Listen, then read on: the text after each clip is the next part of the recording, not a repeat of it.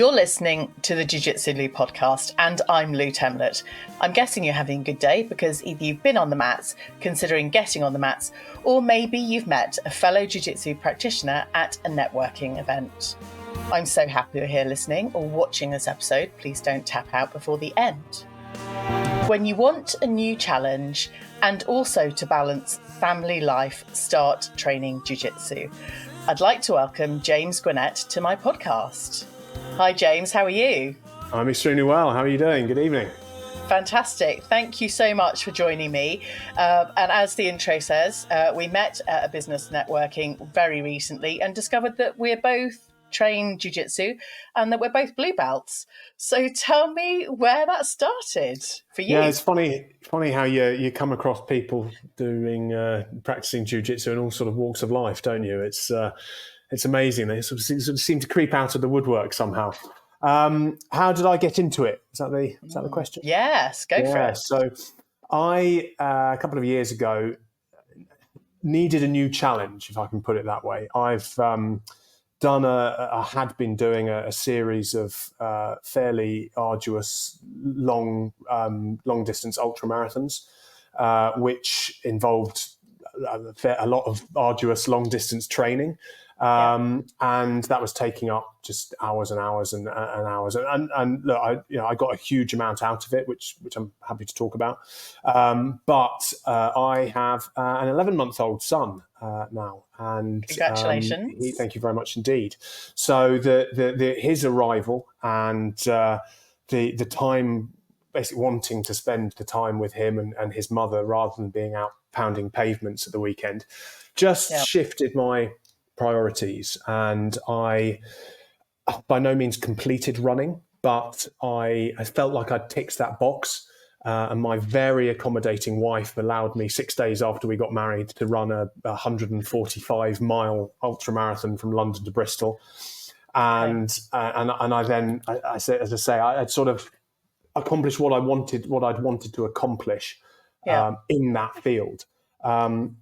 Whereas jiu-jitsu, as we all know, you can do an hour here, you can do an hour there. If you want to train 5, 6, 7 times a week, even more. Some of my fellow players at Chippenham, I'm based at, train a couple of times a day. But I can do a couple of hours. Usually train Wednesdays and Thursdays. So I'm able to sort of dip in. I've been able to achieve my black belt, so I've learned the basics and sort of know some of the moves. My coach Rich said to me a few months back that I needed to be less clunky. He sort of gave me the analogy of changing gears in a car. Hold on. It's a blue belt. You're promoting yourself way too soon, James. Less clunky than a white belt, at least. So he saw enough in me. He saw that I was less clunky than I had been, and saw enough to upgrade me. So that was lovely. But as I say, I can sort of dip in and dip out, rather remain committed.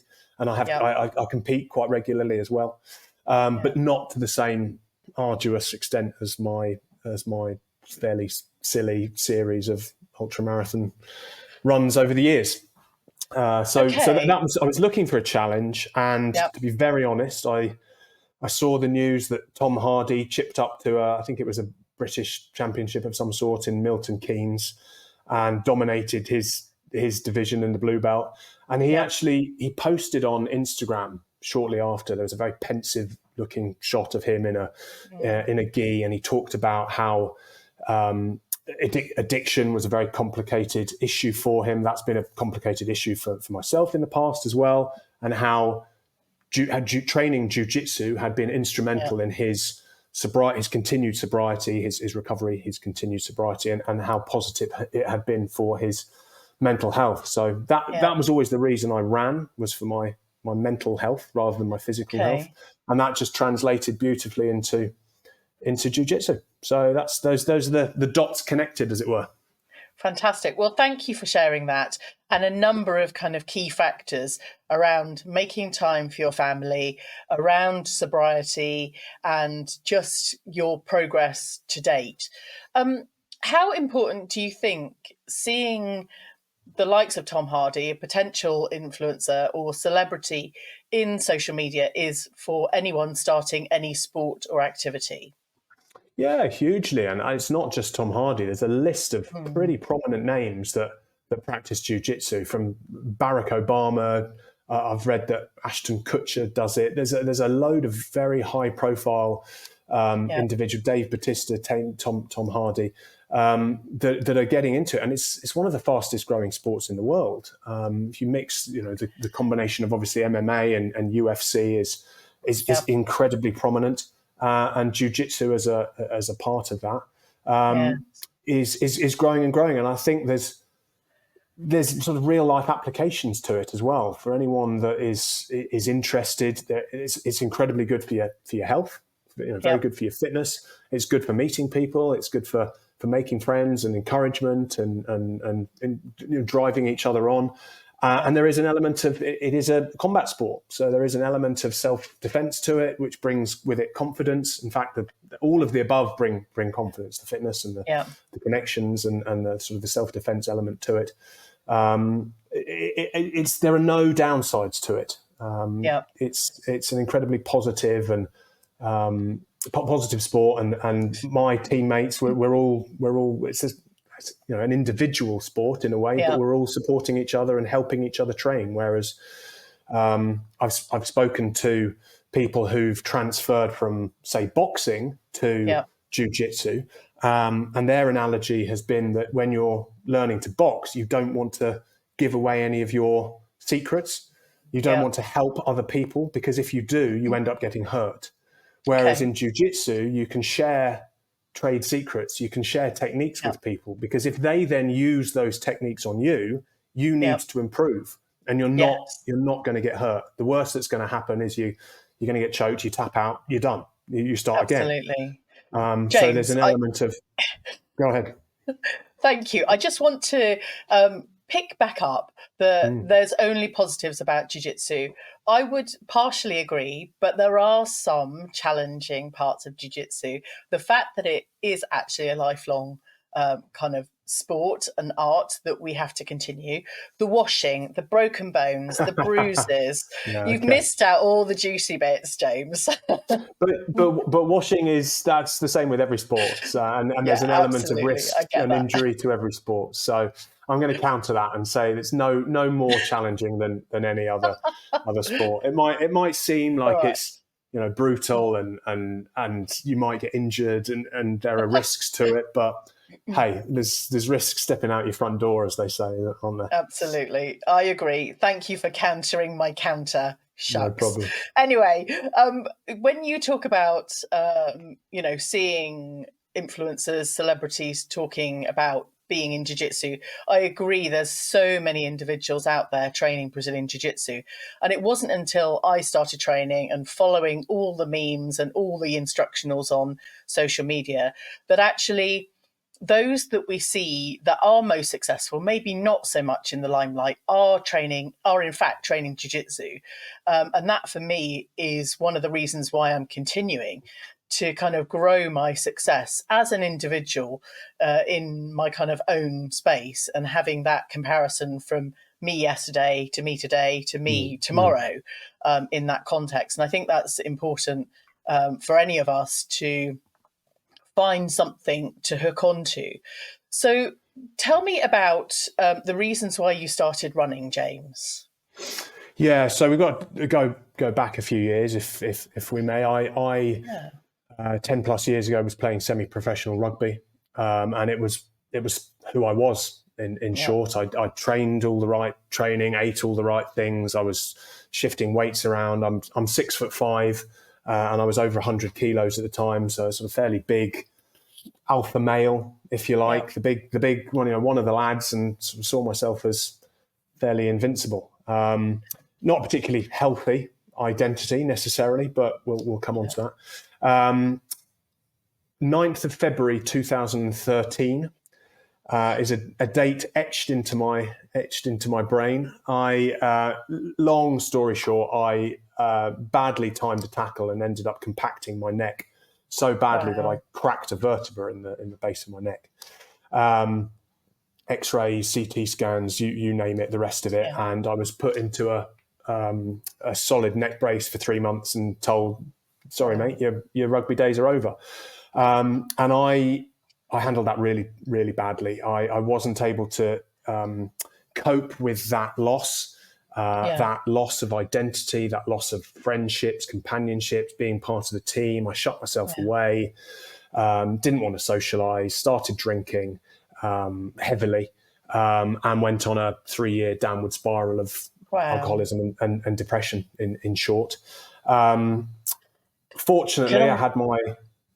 Can I just kind of hold space? That's a really massive thing that you shared, and some of my listeners and people watching on YouTube will be able to resonate with having such a shift or a change in their lifestyle that they take to addiction and various other things. That actually, that's a time to kind of pause and appreciate the sudden change in your lifestyle.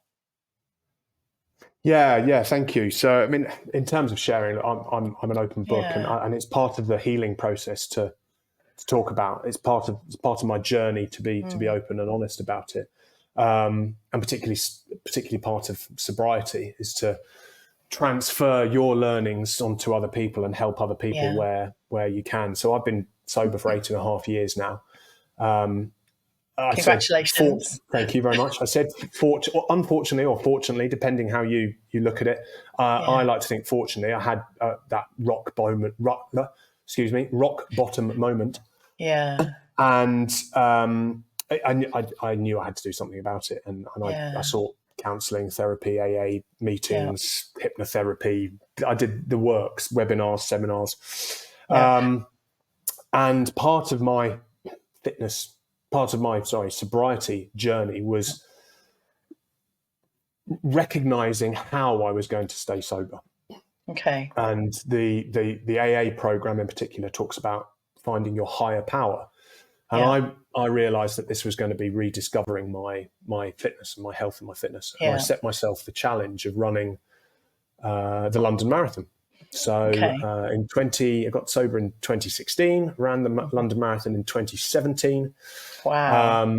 And the sort of the emotions that came with that, the sense of achievement, the being part of this 50,000 people all putting themselves through hardship and overcoming adversity and doing things for amazing causes, charity, fundraising, dressing up as armadillos and carrying washing machines, you name it. It's all out there. And it was just an overwhelming moment for me crossing that finish line.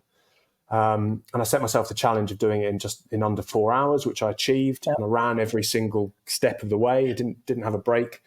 And having put my body through 3 years of just absolutely ruining myself for 3 years, it was that added to the sense of achievement, if I can say that. And from there, I got a bug for it. I think my addiction, my addictive nature has then kicked back in. And a year or so later, I ran a double marathon, and then I ticked that up to 100 plus kilometers.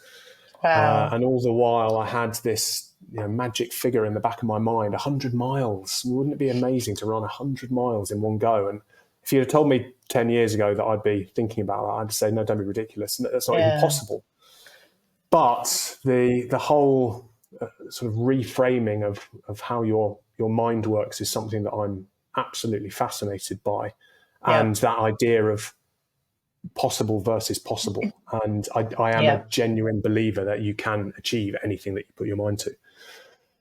So that was my sort of sobriety journey, which led me on to, as I say, 100 mile plus ultra marathons. And my wife eventually saying, have we ticked that box yet, James? And me saying, yes, probably. Thank you. Yes, I'll do jiu-jitsu instead. Okay. Can I please take you back to those 3 years?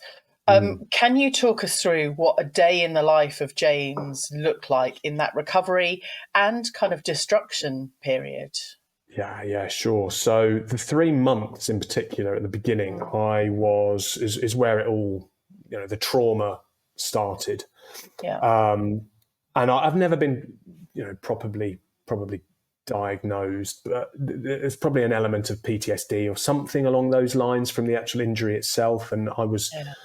sellotaped to a hospital bed for 5 days with sellotape across my forehead so that I couldn't move my head left and right while they continued to do x-rays and assessed all the damage and things like that. And I eventually walked out, so I was okay. But I was then signed off work for 3 months wearing this horrible neck brace. It was 24 hours a day.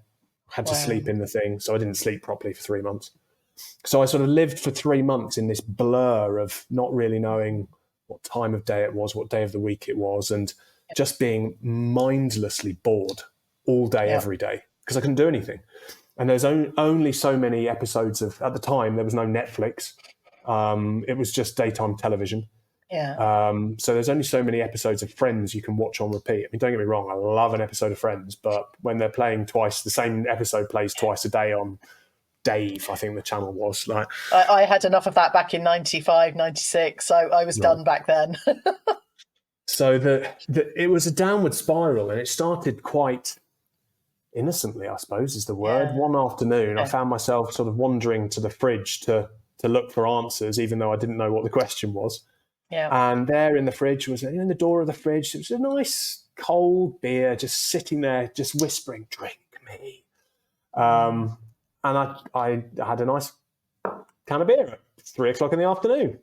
Yeah. And it spiraled into a couple of cans and a 4-pack, and then me wandering out to the local Weatherspoons, and then me coming home via the supermarket to pick up bottles of spirits and hiding those bottles of spirits from my then partner, who, bless her, she didn't have a clue what was going on. And all of the while, my mind is telling me, no, it's absolutely normal to hide a bottle of spirits in your rugby bag, because you're never going to use your rugby bag again, and therefore she's not going to look in it.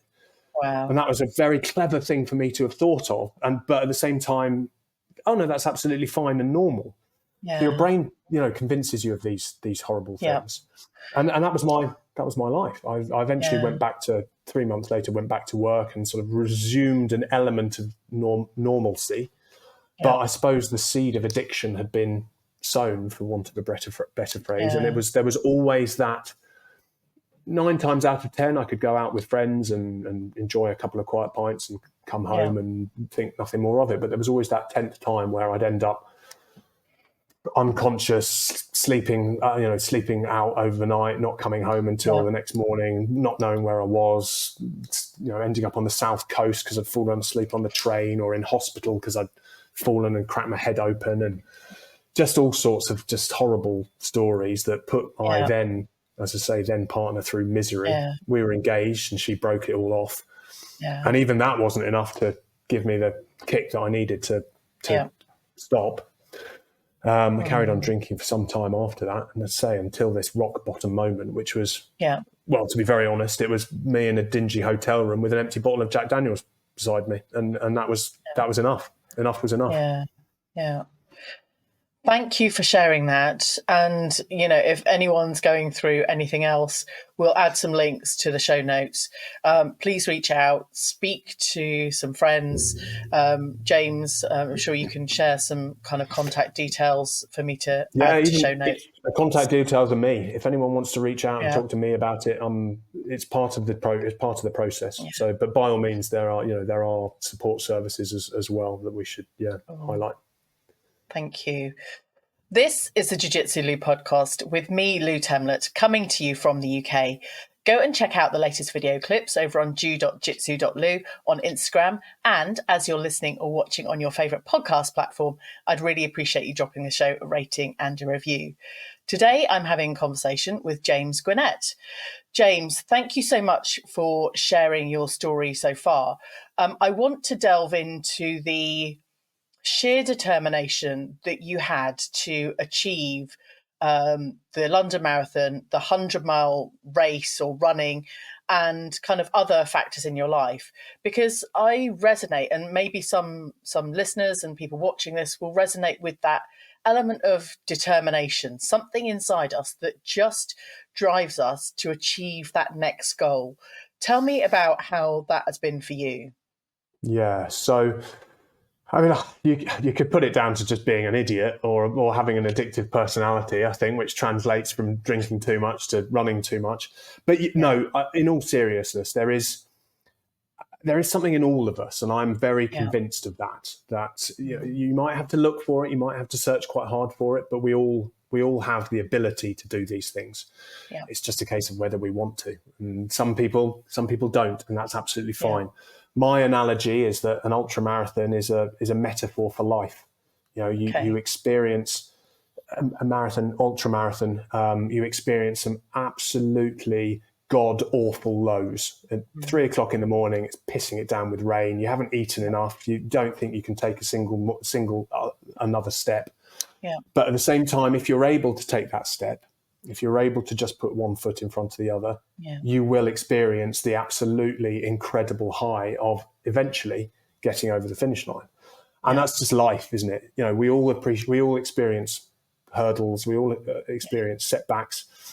But if we're able to just think to ourselves, I'm going to get through this, I'm going to keep putting one foot in front of the other, and we'll get to that finish line. Winston Churchill said it, if you're going through hell, keep going, which is a nice phrase that I like.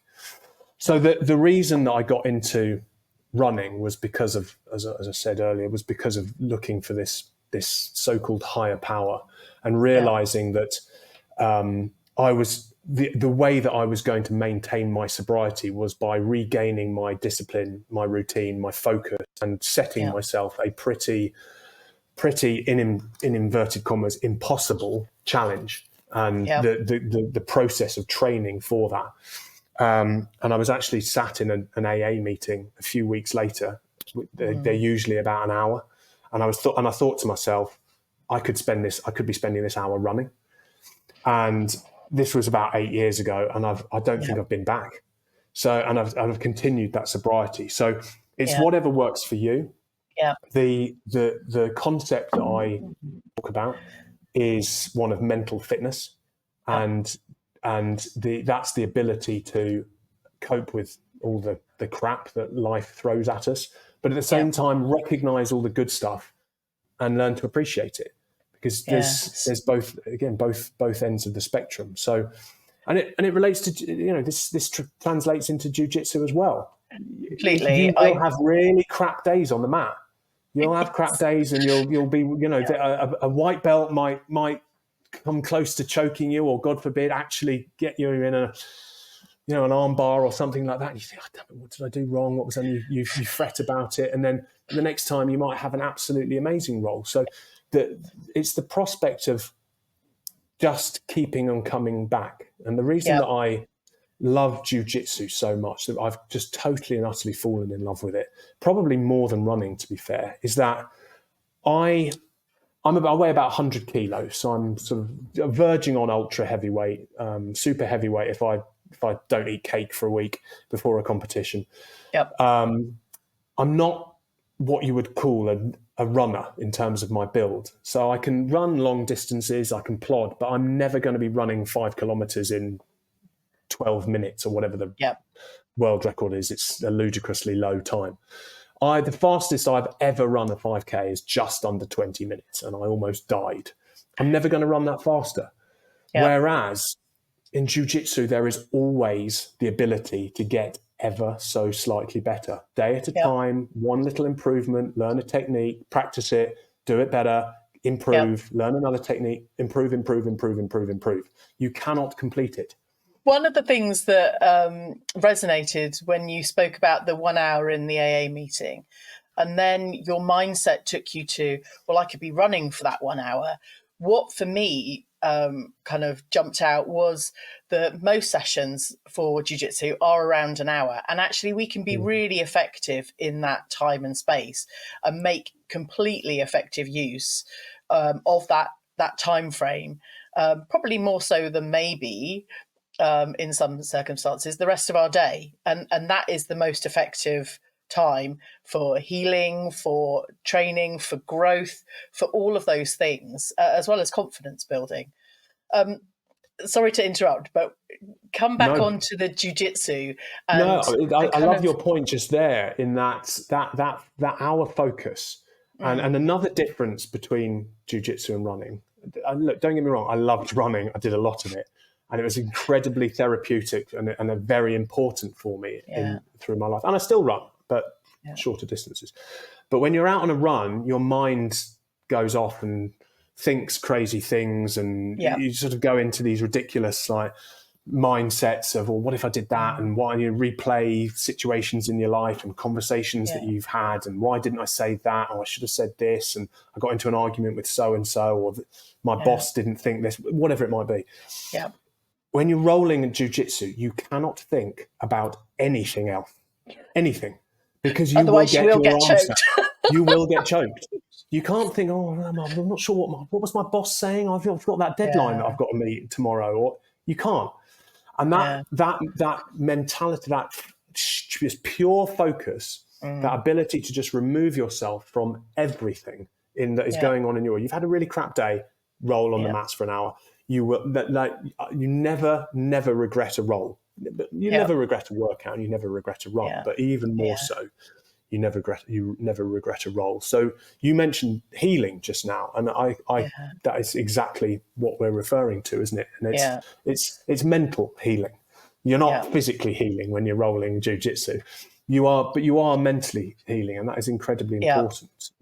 Is that it's almost mindfulness. Now, meditation, mindfulness, they are slightly sort of fluffy, wishy-washy words that some people think, well, I don't want to light candles and hum and put my pinky and thumb together. That, for me, is not what meditation and mindfulness is.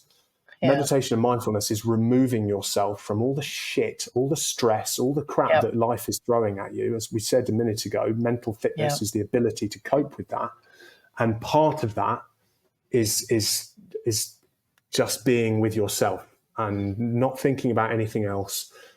And that sort of that conscious reset in a way. Yeah. Now, do you have goals for your own jiu-jitsu journey, James? I'm intrigued. Yes, keep doing it, I think is the goal at the moment. I got my blue in July last year. I've I started in January 22. No, apologies, January 23. 23. Yep. So I'm confused about my years. So the time frame doesn't matter. It doesn't. Some people it takes a year to get it. Some people it takes 2, 3, however many. That's irrelevant. The point is that if you can just keep showing up. Yeah, completely. And I like to compete. If I was to say, look, do you have a goal? It would be to win a gold at the British in my division. Maybe I've done I've achieved a few golds in white belts in local, regional, Somerset, Wiltshire, Bristol competitions. Yeah, but it would be nice to get that British. Nice. But no, look, that's not important. The important part of it is to just continually improve. And I always talk to people about the levels of conscious competence. Have you ever come across that? Yes, that scale? I have. Yes. So just to achieve unconscious competence, it'll be in 20 years' time. I'm not going to achieve it before then. It's not like driving a car. I want to be. I want Rich, and when I'm 60, to say, James, here's your black belt. So we're talking long term here. Yeah. But there's nothing wrong with having long term goals if you're able to step back and break them down. I want to kind of have a moment of reflection on your kind of relatively short term goals prior to starting jiu-jitsu, whether that was the marathon, the 100 miles, or any of the other things prior to that. But actually the shift with jiu-jitsu is that it's a timeless kind of entity and learning that is for the rest of your life potentially. And I think that's it feels like you've made a massive shift in your own mindset through your healing, through your recovery, and your continued sobriety for the way forward. So how comfortable are you with that, not having a shorter term goal? No, so I think that's a really good question, and that comes down to who the goals are for, if that makes sense. Yeah. So up until, I say I've got an 11-month-old, up until 11 months ago, those goals were for me. I was sober. I wanted to maintain my sobriety for me, so that I could be the best person that I could be, so that I could achieve my goals, so that I could run ultra marathons, so I could be fit, so I could be healthy, all the rest of it. Those goals are now for my son. Yeah. Because I want to be the best person that I can be for him. And that is why. So my higher power was my fitness. It's now my son. I want to be sober so that I can be engaged, so that I can be the best dad that I can possibly be, so that I can be there for him. I want to be fit so that I can run around a rugby field with him. I mean, he's 11 months old. He's not walking yet, but as soon, like literally his first step, he will have a rugby ball thrust into his hand. And go, right, come on, are you not getting on the training? England are calling. Training mats and the mats, like probably what 5 years old, I think Rich does. My coach does. 4 or 5. My daughter started when she was 4, and we've all been training for a good couple of years now. I've got a 13-year-old that will be very soon to be 14. And we all started training together, but actually what it's done for them as a family, or us as a family, sorry, has kind of brought us all together. And I think that's the really lovely part of the community within Jiu-Jitsu. But thank you for sharing that kind of shift, because it's priorities. It was for me. It was for me. It's now for him. I just want to be the best human being that I can be, dad, also husband, of course, to my wife, but I just want to be the best that I can be for him. And again, it comes back to the not wanting to be, pounding the pavements all weekend long. A couple of evening jiu-jitsu sessions so that I can be present at the weekends it's just incredible. I think there are a number of people that are parents or maybe considering starting their own family. And like you say, life really does shift when you become a parent.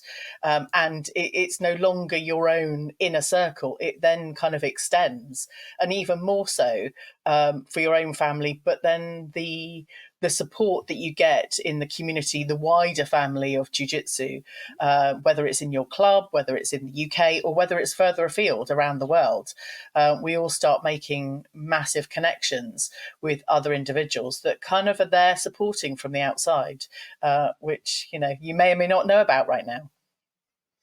Yeah, I completely agree. When you're training, you're not training against people, you're training with people, if that makes sense. And if someone chokes you, you tap, they stop. They put their arm around you. They say, maybe you should do this instead. They help you. You've put your life in someone else's hands. You've trusted them to extent that if they were to hold that position for 3 more seconds, you would lose consciousness, possibly die. But as soon the fact that you tap and the fact that they I don't mean to laugh that we could all die on the mat. Release you instantly. That element of trust and appreciation for what each other is doing, I think it's just a beautiful thing. What came up for me then was my kind of laughter and kind of dying was probably bringing up the fear that actually at the beginning of our journeys in jiu-jitsu, there is that fear of getting hurt, of potentially dying, maybe in any sport or any activity. But how has fear played a part in your journey, if at all? So I think I'd been training for about 2 weeks and I was starting to sort of get cocky and think, I know, this is easy. And then I was choked so hard by someone that was 10 years older than me and 20 kilos lighter than me. It was choked so hard that I lost my voice for 2 weeks. And obviously I thought this was awesome. But it didn't increase my fear. I just thought this was brilliant. But no, fear is a really important one. And fear is very interesting because it can be broken into physiological fear and psychological fear. And fear is the 2.5 million survival of the species. Sorry, physiological fear is the 2.5 million year survival of the species type fear, where if you step out into the middle of the road, you should be afraid that you are going to get hit by a car. 2 million years ago, you were afraid that you were going to get eaten by a saber-toothed tiger, whatever it might be. It is genuine, real things that are dangerous, that can harm you, possibly kill you, things that put your life at risk. Psychological fear, on the other hand, maybe we can cut that out. Psychological fear, on the other hand, is it's basically, in short, it's not real. It's a lack of understanding. And that's what it comes from. It's from not having the full facts. Yeah. And that can be fear of change, for example. But generally, when people go through a change, they end up better on the other side. But there's that the change curve. It's called the Kubler-Ross change curve, of going through the various different emotions of denial and then acceptance, before you come through to the other side. So personally, I very much feared, when I gave up drinking, that my friends would sort of no longer think I was fun and cool to hang, good laugh to hang out with. That I'd no longer be the life and soul of the party, and Jack the lad kind of guy. And they think, well, James is bloody boring now. He doesn't drink. We don't want to hang out with him. So that was a fear, but it was a psychological fear, of course, because they were my friends. And as soon as I opened up to them, and as soon as I said, James, guys, I think I might have a drinking problem, they all put their arm around me and said, James, yes, you absolutely have a drinking problem. We know. We've been waiting for you to realise it, because we can't tell you you've got a drinking problem. We're absolutely delighted that you've come to this point, and we will support you every single step of the way. So again, it's understanding. Yeah. And a lot of it comes down to self-awareness, which is related to mental fitness. It's something that I go into in my book, which I know you said we'll talk about. But the idea that if you can just constantly work on understanding the emotions that you are experiencing, and how you cope with those, and the outcome of those, what you do in response to those, that self-awareness, by building that, you will also build mental fitness to be able to cope with difficult situations in life. One of which can be fear. Yes. James, I want to thank you so much for sharing everything you have. You briefly mentioned your book then. So we met at a networking event, and I knew a bit about your background and your book, but I'd love you to share a little bit more about that, how people can follow your journey, get hold of your book, and just kind of delve into your story a bit more. Yes, thank you. So there is the book. I've got a little copy of it next to me. It's called Ready, Set, Life.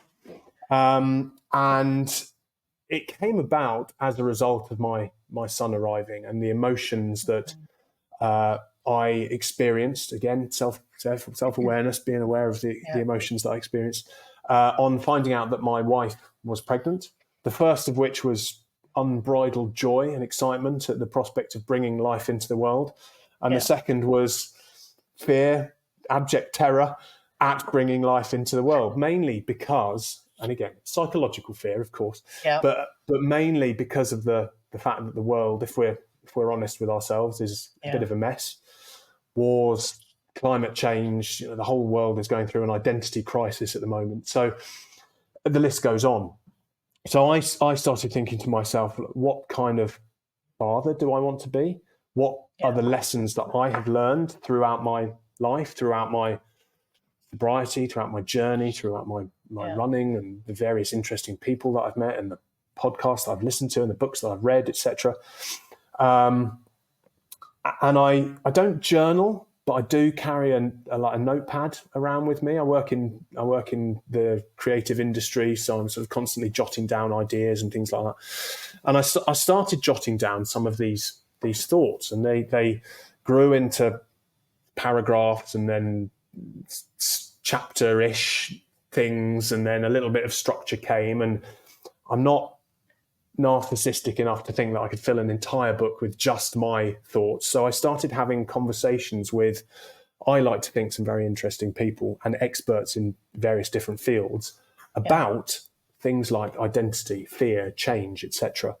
And they became a series of interviews, which I then have woven through my journey of sobriety and building mental fitness through running ultramarathons, to form what is now a book. And the interviewees include a world record holding polar explorer, a former international professional rugby player, a former special forces soldier who I know through having been on Channel 4's SAS Who Dares Wins. That was another challenge I put myself through, just to drop that in there. Season 4, if anyone's interested.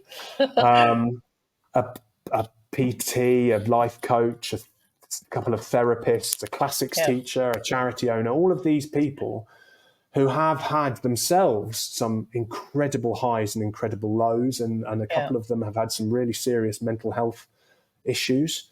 And it was a profound privilege to be able to speak to some of them about their struggles with mental health. The polar explorer, for example, admitted to me that he spent a quarter of the last decade in bed because of debilitating depression. So these people opened up to me. The point I'm coming to is that my life and what I've learned and what I want Freddie to take from that is woven through the series of interviews with some remarkable people, with the premise that we've talked about mental fitness quite a lot. The premise that if you can build mental fitness, yes, the world is a mess, but despite all of that, you can thrive with the right mindset. And by thinking the right things and doing the right things and the right positivity, we can all achieve incredible things. So it's available on Amazon. Ready, Set, Life. It's there's only one. Put Ready, Set, Life into Amazon. It's the first result that comes up. Amazing. You've done your SEO work. Perfect. Indeed. Yeah. Apart from everyone that listens or watches this episode, who is that book specifically aimed at? So the dedication on the inside page is for Freddie. That's my son. But wider than that, anyone who just wants a bit of a boost, anyone who's looking for a bit of motivation, whether that's just can't find the desire or the passion or the motivation or inspiration to, I've set myself a goal, but I can't quite see how I'm going to achieve it, or I'm not maybe following the right path. Maybe I'm not disciplined enough. Maybe I don't believe in myself enough. Anyone who just wants that little bit of positivity, January is a tough month to cope through and at the best of times. So maybe someone who's looking to beat the winter blues. Is a myriad of different people, audiences that could benefit from it. It's just anyone who's looking for a bit of a boost. Amazing. James, now you're on social media. How can people follow your journey in jiu-jitsu? So at James Gwinnett. My surname is GWINNETT. All the same across Instagram, Twitter, all of those. X. God, I hate calling it X. All of those things, and that's a mix of my mindset, thoughts. I do some motivational speaking at sort of various corporate gigs and things like that, and with a smattering of jiu-jitsu thrown in there when I'm taking myself off to the Wiltshire Open or wherever it might be. So some of that thrown in as well. Amazing. We will add all of those links to the show notes. James, I'd like to thank you again for coming on the show and having an open and honest conversation. I really value your time and your life experience. I wish you all the best for the rest of 2025, and I'm sure we'll be catching up again soon. Very kind. Yes, but thank you very much for having me on. I love having these discussions. And look, if anyone's listening that is starting their journey or struggling with continuing their journey in Jitsu, keep at it. You will feel the benefits. And good luck. It's a wonderful sport, and I wish everyone well with it. Thank you so much, James. I hope you enjoyed this episode. Thank you for telling your friends about this show, and as soon as this episode ends, I'd really appreciate you dropping the show a rating and a review. Thanks again for listening. Catch you on the next episode of the Jiu Jitsu Lou podcast.